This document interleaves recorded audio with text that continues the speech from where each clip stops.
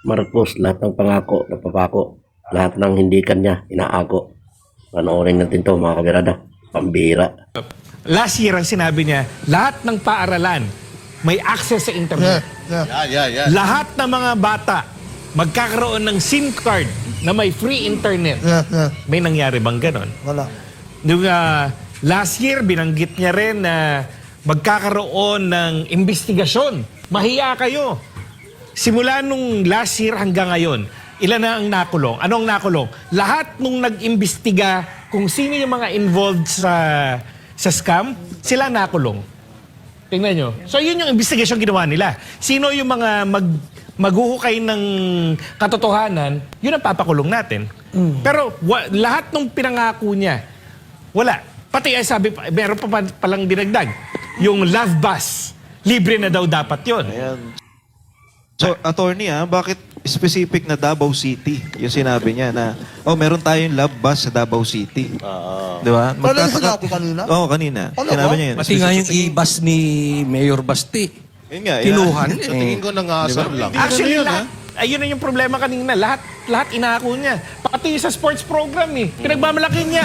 Under my administration, nag-champion si Yala.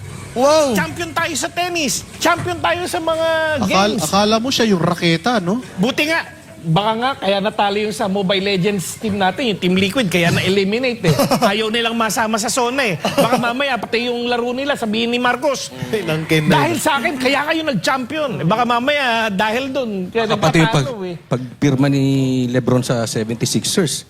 Hindi, posible. Hindi. And it sounds funny, but if you really look at the zona, hear the zona, yun ang ginawa niya. Pinagmalaki niya mga bagay na wala namang programa ang gobyerno kaya nangyari yun. Kinakamkam niya yung accomplishment. Yung 20 pesos per kilo ng bigas. Andun pa rin. 1 port lang yun. 20 pesos.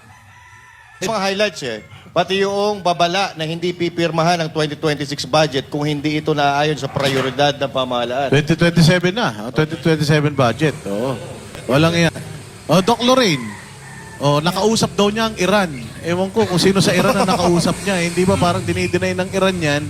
Matindi. Parang talagang siya ang nakasolve ng problema ng buong mundo pagdating sa krisis sa gasolina at sa Strait of Hormuz. Ang lupit niya. Doc Lorraine.